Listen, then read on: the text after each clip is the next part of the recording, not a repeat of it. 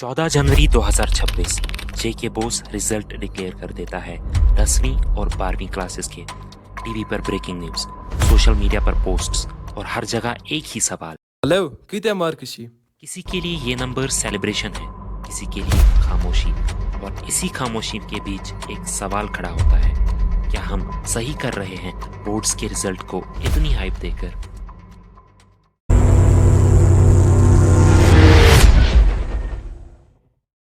Result आते ही comparison शुरू हो जाता है। रिश्तेदार पूछते हैं, नेबर्स जज करते हैं और सोशल मीडिया डिसाइड करता है कौन सक्सेसफुल है और कौन नहीं। ये प्रेशर सिर्फ उन पर नहीं होता जिनके मार्क्स कम आए या जो फेल हुए, बल्कि हमारी सोच इस हद तक इन मार्क्स में खो गई है कि हम टॉपर्स को भी नहीं छोड़ते। अगर किसी स्टूडेंट ने 500 में 490 भी लाए तो भी सवाल उठता है, 500 क्यों नहीं आए?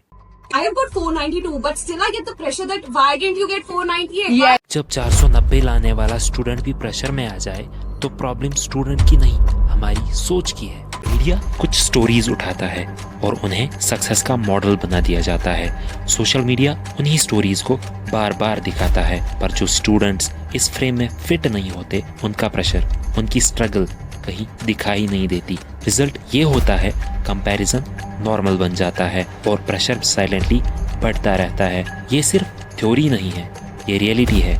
इंडिया में हर साल न जाने कितने स्टूडेंट्स सुसाइड करते हैं। मेंटल हेल्थ रिपोर्ट्स क्लियरली बताती है कि एग्जाम रिजल्ट और एकेडमिक प्रेशर इसके मेजर ट्रिगर्स में से एक है। अब सवाल सिर्फ ये नहीं कि मार्क्स कम आए या ज्यादा, सवाल ये है, जब एक स्टूडेंट इस प्रेशर में आकर इतना टूट जाता है कि वो अपनी जिंदगी खत्म कर लेता है, तो इसका जिम्मेदार कौन है? स्टूडेंट, पेरेंट्स, मीडिया या हम सब जो प्रेशर को नॉर्मल मान चुके हैं? एक्सपर्ट्स कहते हैं कि ज्यादातर केसेस में प्रॉब्लम फेलियर नहीं होती, प्रॉब्लम होती है शेम, कंपैरिजन, एक्सपेक्टेशंस और ये डर कि अब शायद मेरी कोई वैल्यू नहीं रही। ये सोच किसी एक इंसान से नहीं आती, ये पूरे समाज से आती है। बोर्ड्स के बाद आते हैं कॉम्पिटिटिव एग्जाम्स, जो बिल्कुल ही अलग होते हैं। यहाँ लाखों स्टूडेंट्स एक साथ ट्राई करते हैं और अपॉर्चुनिटीज बहुत लिमिटेड होती है। इस स्टेज पर सिर्फ मार्क्स नहीं, डायरेक्शन, पेशेंस और mental strength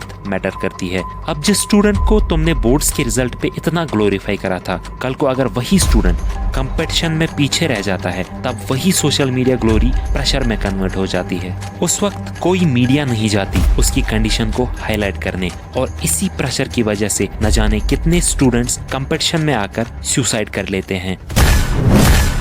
JEE, NEET, CUET, UPSC जैसे एग्जाम्स में बोर्ड मार्क्स का कोई डायरेक्ट रोल नहीं होता। इसका मतलब ये नहीं कि बोर्ड एग्जाम्स इंपॉर्टेंट नहीं है, पर ये जरूर सच है कि उनकी जगह बहुत लिमिटेड है। मार्क्स एक स्टेप है, पूरी जर्नी नहीं। और जब तक हम रिजल्ट्स को इज्जत देंगे पर स्टूडेंट्स को समझने की कोशिश नहीं करेंगे, तब तक ये प्रेशर सिर्फ नंबर्स नहीं, जिंदगियां भी लेता रहेगा। शायद अब सेलिब्रेशन से पहले थोड़ी जिम्मेदारी और थोड़ी इंसानियत ज्यादा जरूरी है।